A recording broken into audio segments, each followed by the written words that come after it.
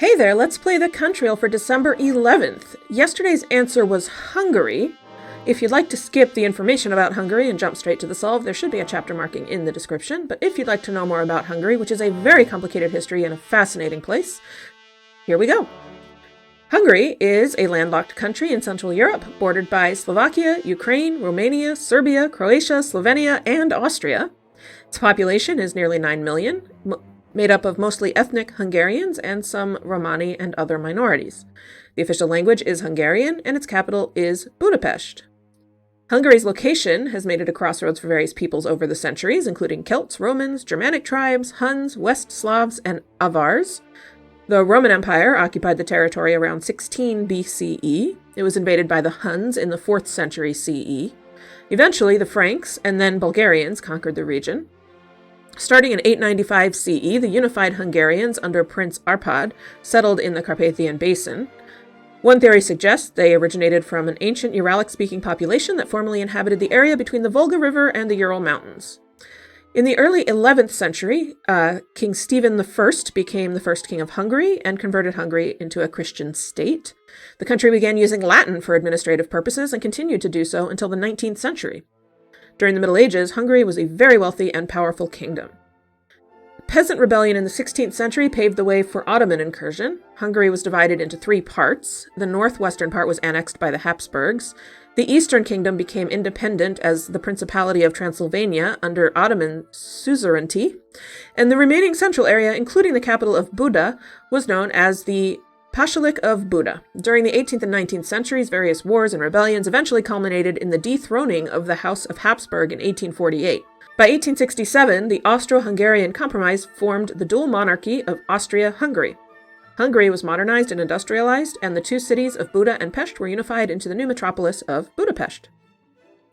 Austria-Hungary was part of the Central Powers during World War I, and after their defeat in 1918, a period of political upheaval allowed invasion by the Little Entente, consisting of Romania, Czechoslovakia, and a Serb-French coalition, which ousted the democratic government. The interwar period was complex, but eventually resulted in a treaty that revised Hungary's borders to their current state, which caused the loss of 71% of its territory and 66% of its pre-war population.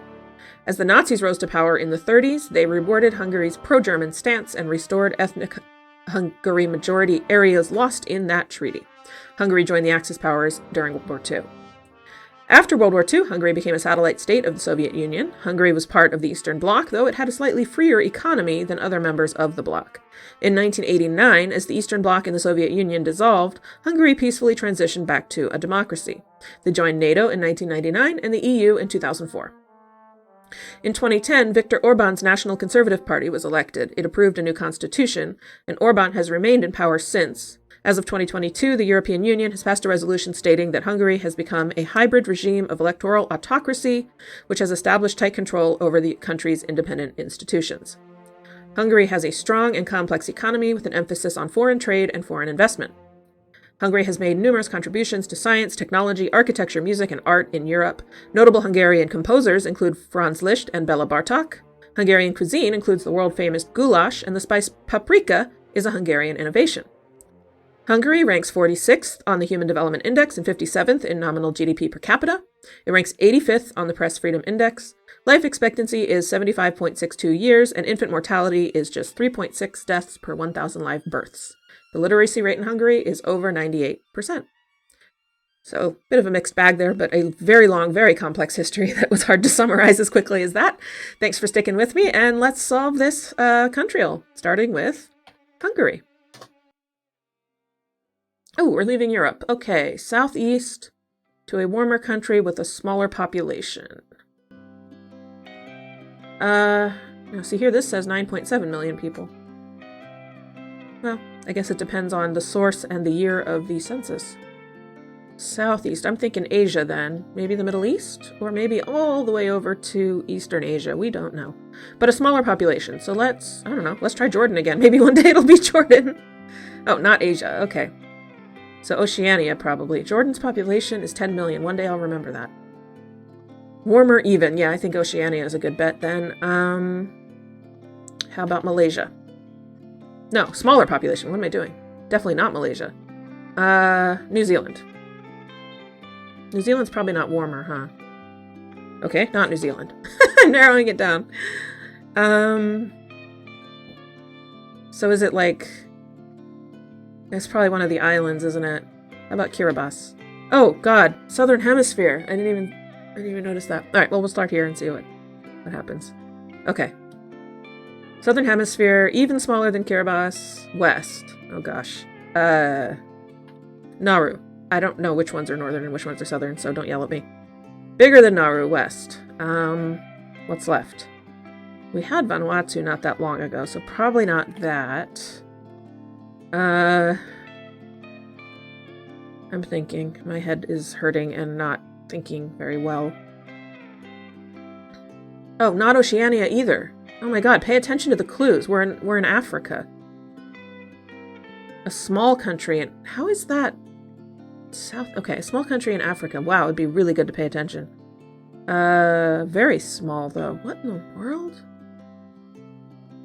Oh, is it like the Comoros?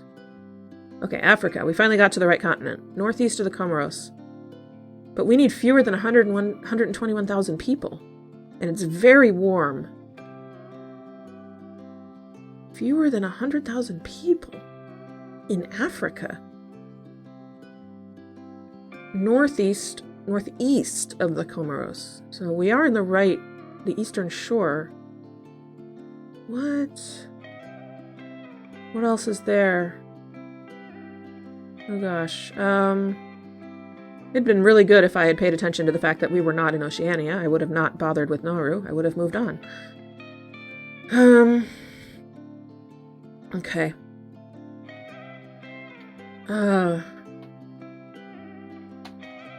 Mauritius? No? Oh. Too big. I am completely stumped. Oh, it is the Seychelles. Okay. I couldn't remember if the Seychelles were Africa or Oceania. Ooh, that was a tough one. All right. Well, we will learn more about the Seychelles tomorrow in tomorrow's Countryle video. In the meantime, you may leave a comment here or on today's Wordle video, which is linked in the description, with a suggestion for a starting word for tomorrow related to the Seychelles. And I will see you then for the next Countryle.